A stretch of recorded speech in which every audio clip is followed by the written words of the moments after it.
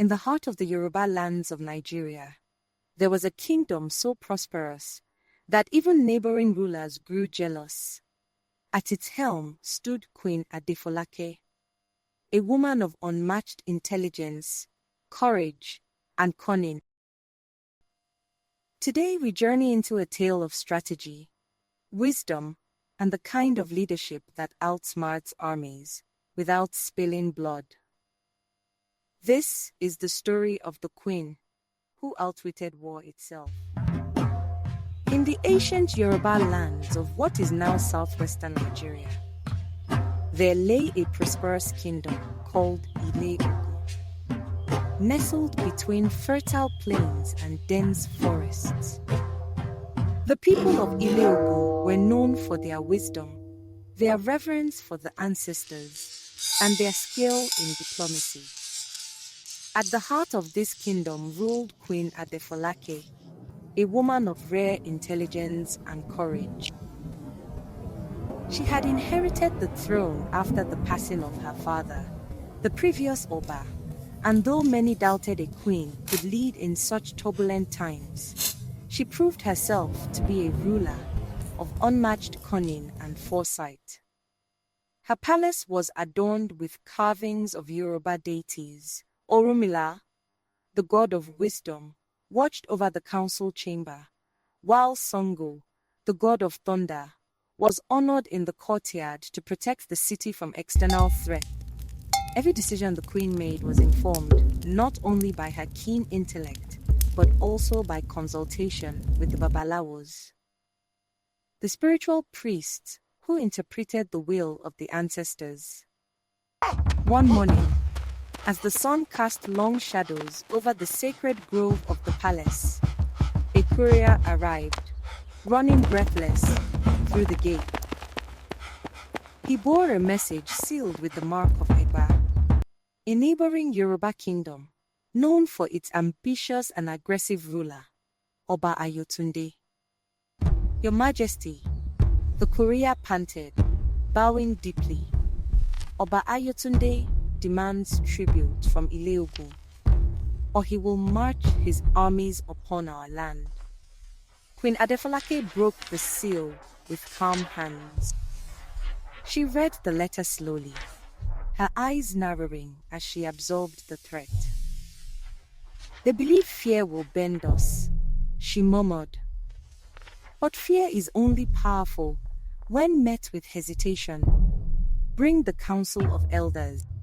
By mid-morning, the queen had convened her council in the Hall of Ancestors. The room was filled with the scent of incense, and the elders sat cross-legged on mats woven from palm leaves. Your Majesty, began Elder Oladele, a man whose knowledge of the old laws was unmatched. Egba's army is formidable. They outnumber us.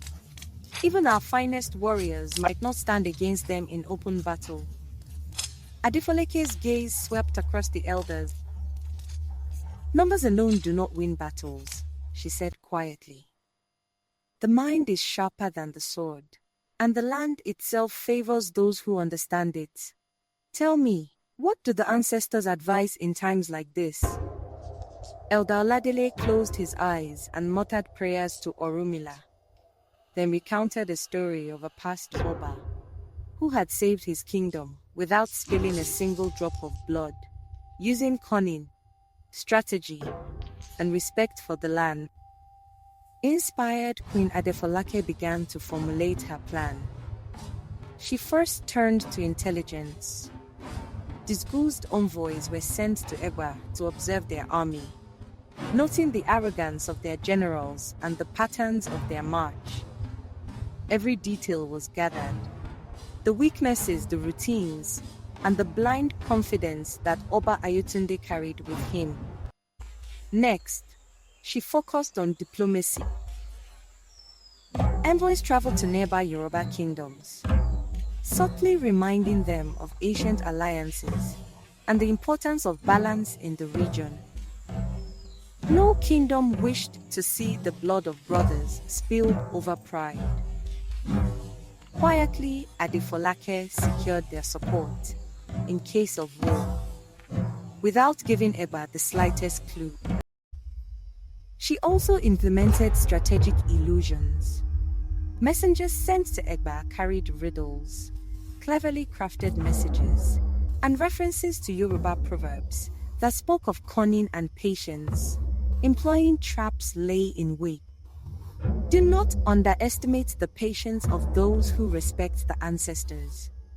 One message read: as the weeks passed, Egba's army, confident in their superiority, when they reached the borders of Ilé-Ogùn, they expected a display of fear or surrender.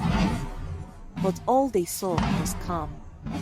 Smoke rose from the villages, daily life continued, and Queen Adefolake herself appeared at the gates with a modest contingent of elite warriors.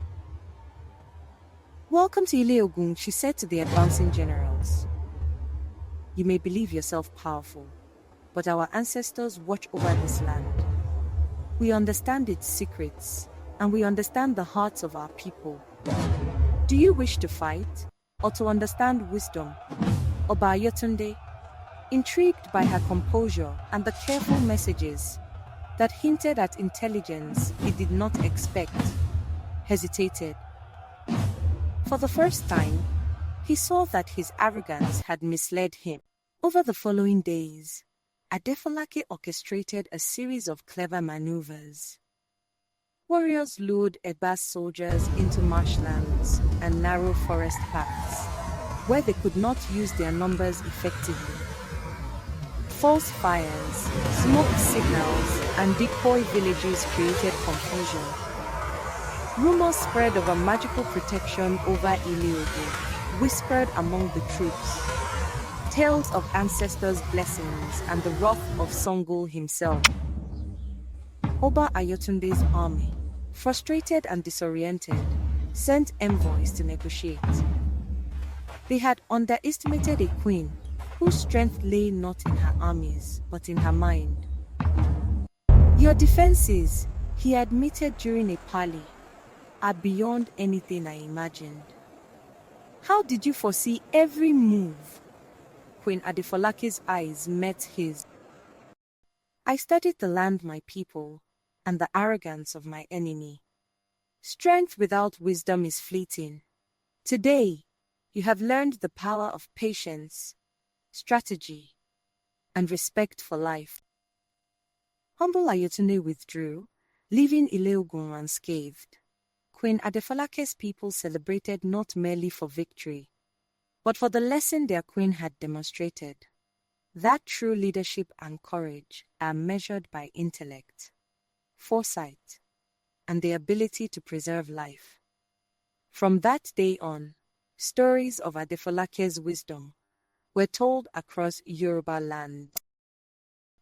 In markets, in villages, and under the shade of sacred iroko trees, elders recounted how a queen had outwitted war itself, guided by the counsel of Orunmila, the courage of her people, and her unwavering intelligence. Her legacy endured. That courage and wisdom, tempered by respect for the land and ancestors, were the true marks of power. And so, the kingdom of Ilé-Ogùn thrived for generations, remembered not for the battles it fought, but for the brilliance and foresight of its queen. Thank you for watching. I hope you learned a lesson from this story. Kindly share the lessons learned, thoughts or suggestions in the comment section. If you enjoy this story and would want more of such, kindly hit the subscribe button and turn on the notification bell so that you would be notified as soon as a new story is published. See you on the next one.